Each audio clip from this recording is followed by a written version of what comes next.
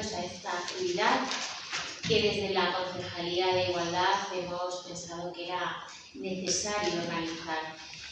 Saben ustedes que gracias al Pacto de Estado contra la Violencia de Género pues contamos con unos fonditos estupendos que nos sirven pues para esa lucha por la igualdad y contra la violencia de género. Y esos fondos en la lucha por la igualdad nos permiten, pues eso, como les digo, tener actividades tan fantásticas como esta. Actividades en las que hoy lo que queremos es visibilizar el papel de la mujer en la lucha de la clase obrera en la zona de Béjar. La mujer que, sí es cierto que aquí, pues debido a la idiosincrasia de este territorio en el que la industria textil desde muy pronto se instauró, la mujer tuvo un papel importante a nivel laboral. Pero claro, esa mujer que tuvo ese papel tan importante, en algunas ocasiones estuvo apartada, estuvo escondida, invisibilizada, no se veía bien el papel tan relevante que tenía. Hemos pensado que era muy importante darle esa luz y esa importancia que tiene, ese protagonismo. Gracias a esa lucha que estas mujeres, nuestras antepasadas, elaboraron, esa lucha tan fantástica que llevaron a cabo, nosotras hoy tenemos muchos de esos derechos, gracias a esa lucha tan importante, a ese sacrificio tan grande que ellas hicieron. Entonces, bueno, pues pensábamos que la mejor manera de contarlo era a través del Centro de Estudios Bejaranos, que son personas que están muy implicadas en toda la cultura de la zona y en dar esta importancia que vamos a ver hoy, que tienen esas mujeres. Para presentaros mejor en la ponencia de hoy, la ponencia de Carlos Palomeque, tengo a mi lado a Pepa, a Josefa, que es la presidenta del Centro de Estudios Bejaranos, y ella le voy a dar paso ahora para que ella os presente bien a nuestro ponente de hoy y lo que vamos a escuchar. Así que muchísimas gracias de nuevo por estar aquí y nada, os esperamos la semana que viene también.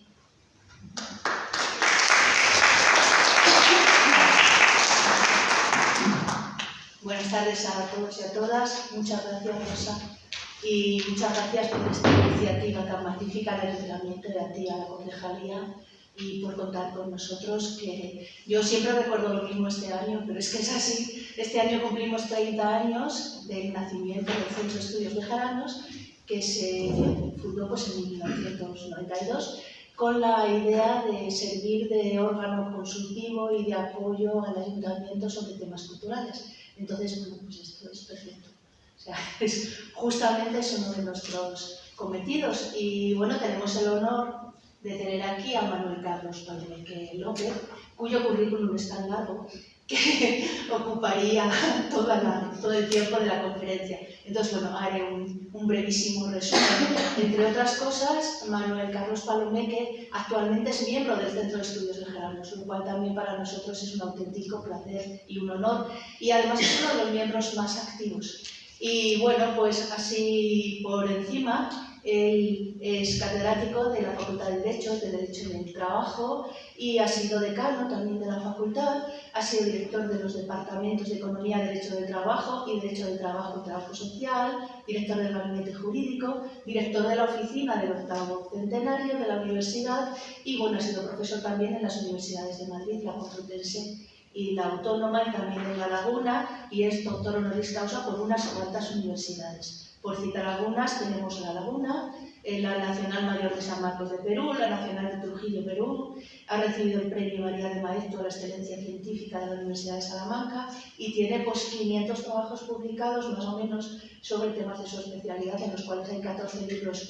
¿Qué relación tiene con nosotros? Pues es un gran estudioso de distintos temas bejaranos. Entre otras cosas, ganó el Premio Ciudad de Béjar cuando todavía no era miembro de nuestro centro, en 2015, con un trabajo importantísimo, vuestro sobre la causa obrera, la gran huelga de los 7 meses en Béjar, que ocupó de 1913 a 1914. Entonces, a raíz de ese trabajo y de unas conferencias que había anunciado previamente, pues entró más en contacto con nuestro entorno y ya digo, es uno de nuestros miembros más activos en la actualidad. Y, por ejemplo, su discurso de ingreso como miembro del Centro de Estudios Bejaranos, que sabéis que se convierte uno en miembro numerario pues, después de la lectura de su discurso de ingreso, pues se llamaba Briznas, 21 relatos de José González Castro, Crotontilo. ¿Quién fue Crotontilo? Pues Crotontilo fue un inspector del trabajo, ¿no? Fue aquí en Béjar, no era de Béjar, pero estuvo aquí unos cuantos años y además en una época en que era el inspector de trabajo de toda la zona, ocupaba prácticamente lo que es ahora Castilla y León y estaba en Béjar la sede, o sea, para que nos demos cuenta. Sobre este personaje ha vuelto. El año pasado publicamos un libro suyo en colaboración con la Casa de Emilio de Unamuno y es suyo amigo adictísimo, que era como firmaba Crotontilo. Cartas de José González Castro, Crotontilo, el mismo personaje, a Miguel de Unamuno. Y esto apareció el año pasado, en 2020. Realmente lo editamos nosotros con la Casa Museo Unamuno. Y bueno, pues no quiero entretener más. Muchísimas gracias, Carlos, por estar aquí, porque es que además en cuanto le llamamos y lo dijimos, vamos, no dudaste ni 15 segundos en decirnos que sí. Así que, bueno, pues es un placer. Muchísimas gracias.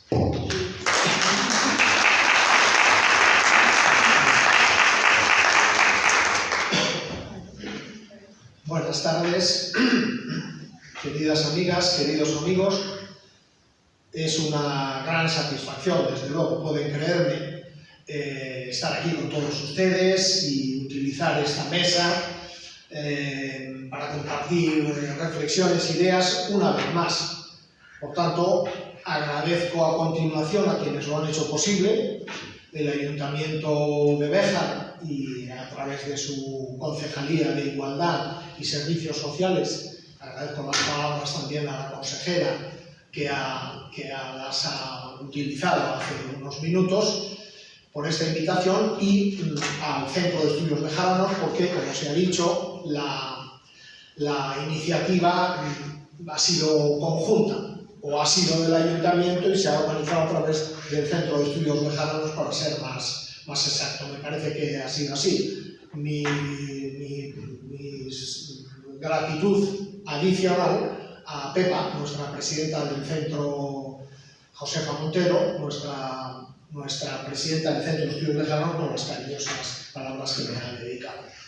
Y me complace mucho estar aquí junto con queridos amigos y compañeros del centro y otros que no lo son, que sí son amigos, incluso compañeros, pero no son miembros del centro, quiero decir exactamente. Todo empezó para mí aquí, permítanme que lo recuerde, aquí, exactamente hace una tarde fría, muy fría, el auditorio estaba lleno, incluso creo que había gente de pie, de diciembre de 2013, en que fui invitado por el entonces alcalde de la ciudad, que está aquí, Cipriano González,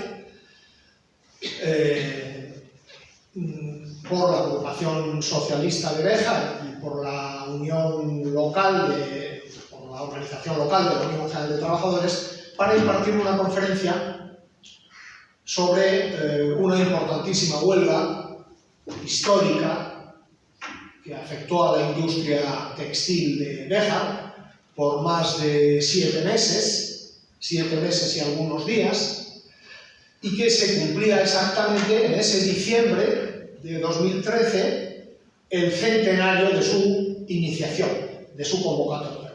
Se desarrolló entre los meses de diciembre y julio, de diciembre de 1913 y julio de 1914, y en el seno de unos actos que se querían preparar para conmemorar este acontecimiento histórico, que no solamente se circunscribió su importancia a la ciudad y a la comarca de Béjar, sino que tuvo trascendencia nacional muy importante desde el punto de vista cualitativo. No fue una huelga política, fue una huelga laboral, pero tuvo una dimensión política extraordinaria. Y bueno, pues yo conocía de referencia a la huelga, había leído el arbitraje, el laudo arbitral que elaboró el Instituto de Reformas Sociales, que puso término no a la huelga, sino al conflicto. La huelga se había desconvocado días antes, al conflicto, y poco más. Naturalmente situé la huelga en su contexto preciso y y yo no tenía relación con Béjar, más allá de la turística y de que me gustaba mucho la ciudad. Yo no soy ni siquiera de Salamanca, y de todas formas tengo vinculación, una casa en la sierra de Francia, y veníamos mucho aquí. Mi maestro, el profesor Alonso Lea, pasaba 20 días en el Hotel Colón y con su mujer pintora se dedicaba en él a leer los clásicos en inglés y en alemán, y ella a pintar. Y bueno, me trasladó el interés por Béjar y por eso conocí a Béjar. Cuando impartí esta conferencia, me propuse a mí mismo, lo advertí ese día aquí, que tendría que estudiar eso. No bastaba con una reflexión, situando en su contexto preciso la huelga, sino que me apetecía hacerlo, ¿no? Lo que pasa es que me llevó más de lo previsto, más esfuerzo, porque estuve dedicado a eso 2 años, agotando los archivos, el archivo municipal de aquí, muy importante, encontré muchísimas cosas, los archivos de Salamanca, archivos en Madrid, varios, y propuse una redacción que, como se convocó el premio de Béjar, premio Ciudad de Béjar, pues me presenté y me lo concedieron. Ahí empezó todo, y empezó exactamente en esta mesa. Al terminar la conferencia, algún amigo me dijo: vas a dedicarte a estudiar y publicar algo sobre la huelga de Béjar, ¿no? Es que además no está estudiado, he visto alguna cosa, pero muy superficial, que se reiteran unos a otros, y en absoluto. Y bueno, pues ya lo comprobé, y me lo han recordado después, que se sorprendieron cuando pude completar el trabajo y nada menos que obtener el premio Ciudad de Béjar, cuando era presidente del Centro de Estudios Béjaranos, Antonio Avilés, aquí presente. Y Carmen Cascoño, no sé si era secretaria o todavía no. Bueno, permítanme el preámbulo, que tiene que ver más con la emoción que con el compromiso que he adquirido para hablar con ustedes de este tema. Yo por mí diría, bueno, miren, punto final, vámonos, las cañas las pago yo si las hubiere, y no me apetece hablar de nada más, pero eso sería poco serio, ¿no? Ustedes comprenderán. Bueno, el trabajo de la mujer trabajadora fuera del hogar, la mujer incorporada al sistema de producción de bienes y servicios. Ese es el punto de vista. Lo que no desconoce el trabajo intenso, sobrio y no considerado socialmente, más allá del círculo familiar, del trabajo histórico de la mujer en el centro del hogar familiar.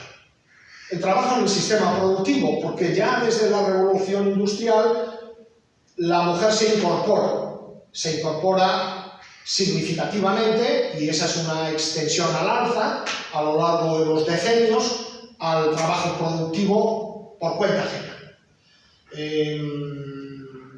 Hoy día es una presencia generalizada, masiva. Se ha producido este ascenso como consecuencia de cambios sociológicos y demográficos y del bienestar de la sociedad, fundamentalmente la formación de la mujer, que ha accedido masivamente y en este momento de forma mayoritaria respecto a los hombres a la formación universitaria y a la formación profesional, la mejora en los equipamientos de los trabajos familiares, que han facilitado la doble dedicación de la mujer, pero la mujer se sigue dedicando sustancialmente, con todos los cambios sociológicos que ha habido, a un doble trabajo. El trabajo en el centro del hogar familiar, sin perjuicio de que haya aumentado la distribución de tareas en el seno de la distribución de los roles en el seno de la pareja y de la familia. Se han dado avances importantes, pero ni mucho menos se han equiparado en absoluto. La mujer mayoritariamente sigue trabajando en el hogar y, de forma significativa también, fuera del hogar. Por tanto, la condición femenina, la condición de mujer, añade al hecho del trabajo una doble significación, que no ocurre con el resto de los trabajadores, ¿no? Donde la dimensión subjetiva del trabajador es un tema a tener en cuenta, pero no es un tema cualitativo, ¿no? En el caso de la mujer sí, porque junto a la reivindicación histórica, en la que concurre con los demás trabajadores para la mejora de las condiciones de trabajo, igual que los trabajadores históricamente, la huelga de Béjar a la que yo me dediqué se inicia como consecuencia de una reivindicación de condiciones salariales en el seno de la renovación de un contrato colectivo, convenio colectivo. Lo que pasa es que luego adquirió una reivindicación de carácter cualitativo, no vamos a entrar ahí. Trabajadores varones, trabajadores mujeres han luchado por la reivindicación de condiciones de trabajo, de mejora de condiciones de trabajo. Pero la mujer además ha tenido que luchar por la reivindicación de la condición femenina. En la medida en que es el objetivo, ha sido históricamente el objetivo de su lucha laboral, aparte de la lucha social, laboral, la equiparación con el valor, la equiparación en cuanto a las condiciones de trabajo, en cuanto al trato por parte del ordenamiento jurídico con el valor. A trabajo de igual valor, la misma dimensión en cuanto a condiciones de trabajo, fundamentalmente salariales. Pues no ha sido así históricamente y no es así en la actualidad del todo. El sistema de trabajo asalariado es el soporte del sistema de producción desde la instalación histórica del sistema de producción capitalista o de economía de mercado. De tal manera que las relaciones de producción, a diferencia de lo que ocurría con el antiguo régimen, que se basaban en relaciones de producción sustentadas sobre el derecho de propiedad, sobre el derecho de dominio, ya sea en la forma rígida de esclavitud o en la forma intermedia de la sociedad intermedia de esclavitud mitigada o servidumbre, se basa en el acuerdo en torno al intercambio de trabajo por salario.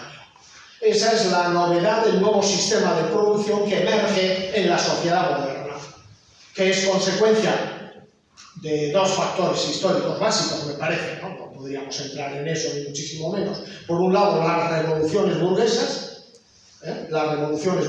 que imponen como consecuencia de su triunfo histórico, la referencia sangrienta es la Revolución Francesa de 1789, pero hay otros modelos de causación histórica distintos, la Revolución Británica del 18 y la americana en los territorios ocupados, pero conducen a la imposición por parte de la clase social dominante que protagoniza el hecho histórico, conduce a la imposición de sus productos ideológico-culturales frente a los del antiguo régimen. Frente al estatus, el contrato. Frente a los privilegios por el origen, la libertad. Es la aportación histórica del liberalismo, que es un hecho trascendental, revolucionario. No el liberalismo como una doctrina más, sino como una concepción de la vida, como una concepción integral de la vida, que se traslada en distintos vectores. En el plano político, pues la inexistencia de instancias intermedias entre el Estado y el individuo. El Estado que se limita a proteger el funcionamiento del sistema, la concepción del laissez-passer, el Estado de policía, que no interviene en las relaciones entre particulares, y el individuo cuyos derechos se sacralizan. Ahí está la Declaración Revolucionaria Francesa de 1789, los derechos del hombre y del ciudadano. En el plano político es el momento de la democracia como sistema político, del constitucionalismo, de la secularización de las formas de vida, En el plano jurídico es el periodo de la codificación de los derechos nacionales, de la proclamación de los dogmas liberales del liberalismo jurídico, el dogma de la autonomía de la voluntad, la igualdad de los contratantes ante la ley, etcétera, etcétera. Y en el plano económico la existencia de leyes no escritas, pero que tienen tanta virtualidad como las leyes del mundo físico, que son las leyes económicas, básicamente la oferta y la demanda. Las variables en el acuerdo, que son básicamente qué tipo de cosa y qué precio la cosa, cuánta cosa y qué precio de cosa, se van a determinar libremente por el juego de las dos variables, oferta y demanda del bien en el mercado libre.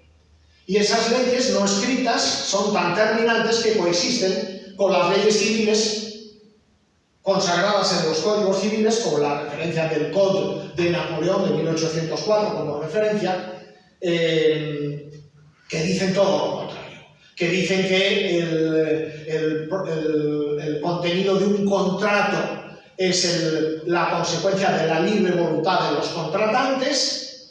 Por tanto, están en plano de igualdad, lo garantiza el Código Civil al regular la teoría general de los contratos, garantiza la igualdad de los contratantes y la libre fijación del precio de la cosa y de la cantidad de la cosa, etcétera, etcétera. Las leyes de la oferta y la demanda coexistentes dicen otra cosa. Dicen que será quien domine la variable de la oferta quien establecerá las condiciones de trabajo. Y no hay más cuenta.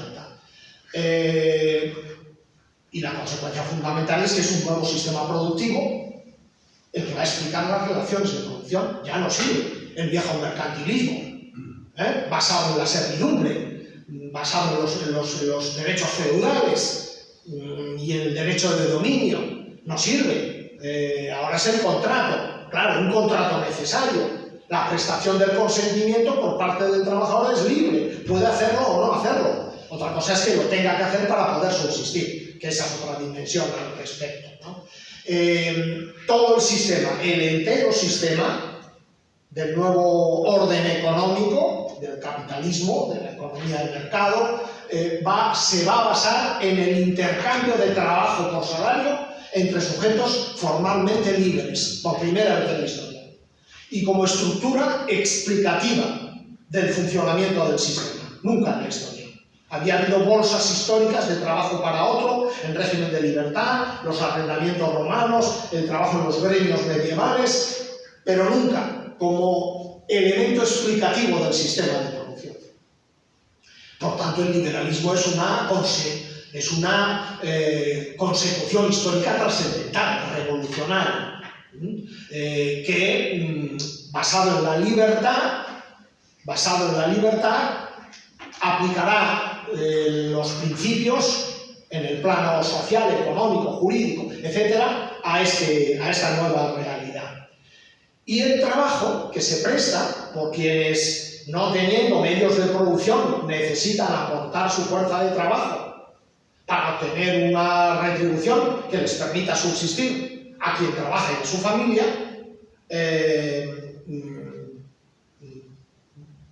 van a prestar un trabajo en los nuevos establecimientos fabriles, en las nacientes industrias, trabajo masivo que va a permitir el funcionamiento del sistema. Y quienes no tienen fuerza de trabajo la obtienen a través de la contratación de trabajadores. Hay intereses distintos, intereses contrapuestos que se articulan a través del contrato.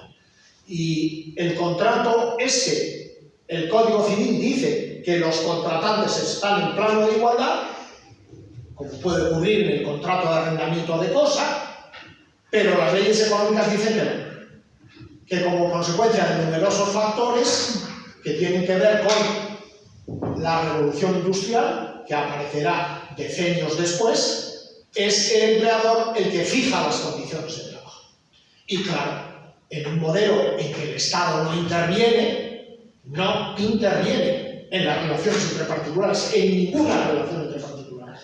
Es el Estado policía, se limita a la preservación del orden interno y la seguridad exterior. a garantizar el sistema? Pues es el empleador, sujeto poderoso en el seno de la relación de trabajo, a pesar de lo que diga la regulación del Código Civil de la vieja locatio conductio operarum romana, el arrendamiento de servicios, que es el molde jurídico que se toma para regular esto, cuando todavía no se ha teorizado y regulado el contrato de trabajo, que será el negocio jurídico que vaya a articular esta prestación, pues es una situación donde, lejos de la igualdad de los contratantes, en la práctica es uno de los sujetos el que impone condiciones de trabajo. Y naturalmente lo va a hacer en su propio beneficio, lógicamente. No hay ningún límite, por tanto es el periodo de acumulación capitalista, periodo de formación del sistema económico, va a ofrecer condiciones de trabajo en su beneficio. Jornadas de trabajo las más amplias posibles, de sol a sol, por utilizar la terminología de la época, en los primeros momentos, salarios de subsistencia que permitan únicamente la reproducción de la fuerza de trabajo, condiciones ambientales, lo que llamaríamos hoy condiciones ambientales de los centros de trabajo inexistentes, seguridad, salud, etc. Explotación adicional del trabajo de las medias fuerzas, por utilizar otra terminología de la época que he metido yo en la rúbrica de mi intervención. Medias fuerzas, el trabajo de las mujeres y el trabajo de los menores, porque no ofrecen las prestaciones comparativamente que los trabajadores varones adultos. Por tanto, son susceptibles de condiciones de trabajo todavía peor, porque el ejército de mano de obra de reserva, por utilizar otra expresión de la época, todos los trabajadores que han alcanzado la libertad procedentes de las servidumbres del campo y se hacinan en las ciudades nacientes, en las nuevas industrias, están en condiciones de aceptar cualquier oferta. Si no es uno, será otro, si no, será una mujer, si no, será un hombre. Trabajo en especie, el régimen del track, el track system, es decir, a veces los salarios no se pagan en dinero, sino en bienes que produce la propia empresa, o que se canjean en economatos de la propia empresa, que a través de un mecanismo de actuación sobre los precios se reduce la capacidad adquisitiva de los trabajadores, por utilizar un término de capacidad adquisitiva moderna, etc. El siguiente acontecimiento al que me quiero referir es, brevemente, es la revolución industrial. Ahora no sé por qué revolución industrial vamos por la sexta o la séptima. Eso no son revoluciones industriales. La revolución industrial verdadera es la primera, la que altera el significado de los acontecimientos económicos. Lo demás son las innovaciones tecnológicas de aceleración histórica que han existido continuamente en el desarrollo del sistema económico hasta nuestros días, con la economía digital frente a la economía analógica. La revolución industrial es un conjunto de acontecimientos, como todos ustedes saben, que a lo largo de unos cuantos años o decenios, el capitalismo que se acaba de formar, el nuevo régimen económico, va a transitar de un modelo comercial, primitivo, mercantil, a un modelo desarrollado industrial, con consecuencias socioeconómicas trascendentales, salto cualitativo. Consiguiendo un modelo de desarrollo capitalista acorde con los tiempos, que tiene su origen en lo que se ha dicho, la invención de la máquina de vapor, que no es ninguna máquina, es la aplicación de la energía de vapor a la industria naciente, a las industrias del momento, a la industria textil, a la industria de la minería del carbón, a la siderurgia, a los transportes fluviales por carretera, etc. Una revolución. Esa energía aplicada a centenares de máquinas producirá consecuencias sociales en poco tiempo que constituyen una verdadera revolución. La división del trabajo viene de ahí. La cadena de producción viene de ahí. La sustitución masiva del trabajo humano por la máquina.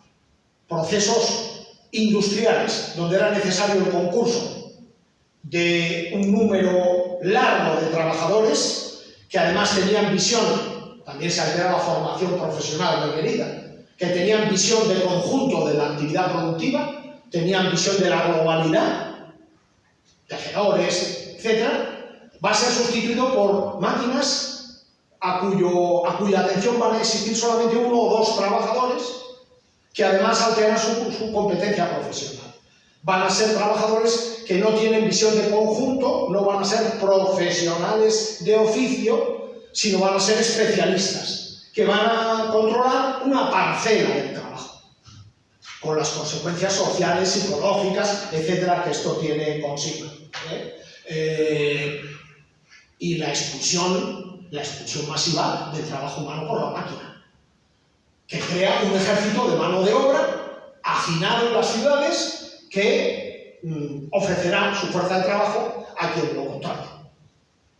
Bien, por eso, unido a fenómenos en este momento histórico, que yo estoy hablando en general, pero bueno, hay que situarlo en el escenario más temprano, es la Inglaterra de la Revolución Industrial, de finales del 18, principios del 19, en los países industriales después, a lo largo del 19, en España.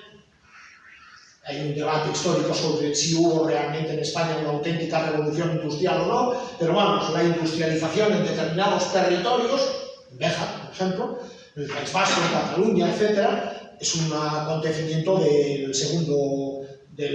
último tercio del siglo XIX, como consecuencia del desarrollo comparativo peor de las fuerzas productivas. Bueno, ese es el escenario, pero los fenómenos son los mismos.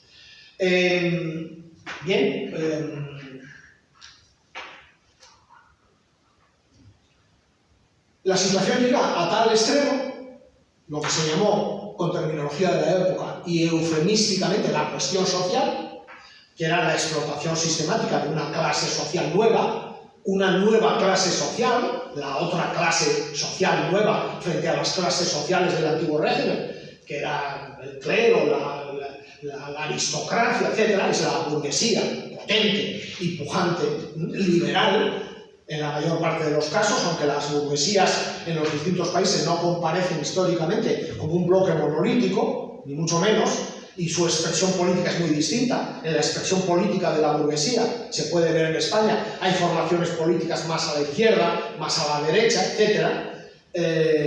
No es un bloque neolítico, pero sí tienen como representantes de los grupos empresariales y de los propietarios, tienen intereses unitarios al respecto.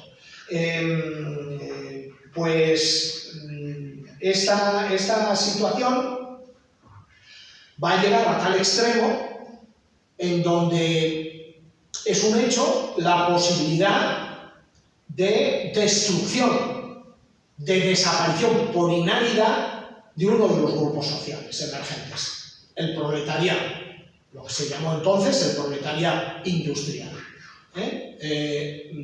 que soportan condiciones de vida miserables y condiciones de trabajo a la baja. Existe el riesgo de desaparición, con lo cual no interesa al sistema recién inaugurado que tiene 50 años de vida, el nuevo orden de la economía liberal, no interesa esa situación y se produce una respuesta histórica. Había llegado a tal nivel el asunto que se produce una respuesta histórica. ¿Qué es doble? Por un lado, una respuesta de autodefensa de los propios trabajadores. Cuando madura históricamente, eso tarda en hacerse, madurar históricamente la idea de que una respuesta al estado de cosas no puede ser individual. No es posible que cada trabajador con su contrato de trabajo pueda exigir al empleador mejores condiciones, no es posible. Y madura la idea de la respuesta colectiva. Y aparece la negociación colectiva, la huelga como medida de presión, el derecho de asociación, la libertad sindical, frente a la que el Estado liberal responde negativamente, porque ve todos estos elementos como cuerpos extraños, que lo son, evidentemente, que alteran la fisiología del funcionamiento del mercado, que es la pieza central. Pero la organización obrera se desarrolla, primero recibe la respuesta negativa del ordenamiento jurídico del Estado liberal. Todos estos comportamientos van a ser tipificados incluso como ilícitos penales por los códigos penales del momento: asociación ilícita, maquinación para alteración del precio de las cosas, es un tipo penal muy curioso que se aplica para la negociación colectiva, etcétera, etcétera. Pero con el tiempo la organización obrera se fortalece, se toleran las prácticas hasta que se reconocen por el ordenamiento jurídico. Esa es la evolución de la respuesta colectiva, de la autotutela colectiva, que es una vía de respuesta al estado de cosas, que había conducido el liberalismo, más las consecuencias de la revolución industrial, más la no intervención de los poderes públicos. Cóctel explosivo que amenazaba el funcionamiento entero de un sistema bien diseñado al respecto, ¿no? Y, en segundo lugar, una respuesta de los propios poderes públicos, de la propia burguesía organizada político-jurídicamente, cuando prevalece la idea de que hay que intervenir para intentar arreglar ese estado de cosas. Hay que intervenir. ¿Pero cómo intervenir si es el momento histórico donde se predica con mayor fervor la no intervención de los poderes públicos, del Estado liberal? Pues no obstante interviene. No es una contradicción histórica, es una rectificación histórica para atender. Cediendo en esto se piensa atender a salvar el conjunto del sistema del trabajo asalariado. Y entonces interviene y aparecen las primeras leyes obreras, que es una novedad histórica. La intervención del Estado liberal en las relaciones entre particulares se produce por primera vez, no importa el ámbito, con ocasión de las relaciones de trabajo. Hoy, que es una realidad circundante la intervención de los poderes públicos en el mismo sistema político, con todas las transformaciones, y económico, pues no lo era entonces. Y decide intervenir, y la primera manifestación es las leyes obreras, es decir, normas imperativas que adoptan las cortes, las asambleas legislativas del momento, que no son asambleas democráticas, en el sentido de que no se articulan a partir de un voto, no hay el voto de la mujer, está más tarde, el voto es censitario, no votan todas las personas, con todos los defectos del parlamentarismo, las leyes obreras, sociales, laborales, se caracterizan todas por una idea. Son normas de derecho necesario que van a imponer límites inexistentes hasta el momento, límites a la hasta entonces omnímoda voluntad del empresario en la fijación de las condiciones de trabajo. Van a poner límites, con lo cual se crea un conflicto en el seno del bloque social, de la propia burguesía representada y las expresiones políticas de la burguesía y el empresariado. Un bloque entre los sectores más ilustrados de la burguesía, más liberales, más conscientes, que ven la necesidad de intervenir, y el bloque menos ilustrado, que piensa que esas intervenciones van a ralentizar, como así fue, el proceso de maximización del beneficio. Ese conflicto muy severo, yo eso lo he estudiado en la realidad española del siglo XIX, acaba resolviéndose con el triunfo de las posiciones liberales. Quienes se dan cuenta que poniendo límites, inicial de una manera provisional, de una manera lenta, provocando el incumplimiento social, las leyes primeras no se cumplen, etc., pero se refuerzan con aparatos administrativos de fiscalización del cumplimiento de las leyes, con órganos que van a estudiar las experiencias del derecho comparado y van a aplicarla, ¿no? El origen de la administración laboral el Instituto de Reformas Sociales, que es un instituto que está radicado en el Ministerio de la Gobernación, luego pasaría al de Trabajo cuando se crea el Ministerio de Trabajo en 1920, pues el estudio de las cuestiones, la estadística laboral, etcétera, eso es inexistente, empieza a articularse una argamasa teórica e institucional en torno a las leyes obreras. Las leyes obreras, curiosamente, van a versar de forma aislada y asistemática, primero, van a versar sobre los aspectos en los que había recaído la dimensión más llamativa de la explotación social. Van a ser normas sobre el trabajo de medias fuerzas, poniendo límites temporales en la jornada, en los salarios, al trabajo de la mujer y de los menores. Van a ser leyes sobre salarios mínimos, como suelo de contratación. Por encima de eso no puede ya el empleador fijar libremente el salario que quiera, al amparo de las leyes económicas. Van a ser leyes sobre jornadas máximas. Primero serán jornadas muy amplias, luego se irán recortando, etc. Van a ser leyes que obligan al empresario a obligaciones, valga la redundancia, a obligaciones en tema de ambientes de trabajo, normas sobre salud, sobre iluminación de los centros de trabajo. El empresario todos los beneficios los dedicaba a la acumulación del capital para mayores inversiones y no a la inversión en los centros de trabajo, porque no había ninguna norma que los obligara. O prohibición del régimen de entrada, etc. Invariablemente, en cualquier programa legislativo que examinemos en cualquier país del momento histórico al que me estoy refiriendo, las leyes obreras versan sobre estos temas. Y desde luego en España. ¿Sobre qué versa la primera ley obrera en España? 1873.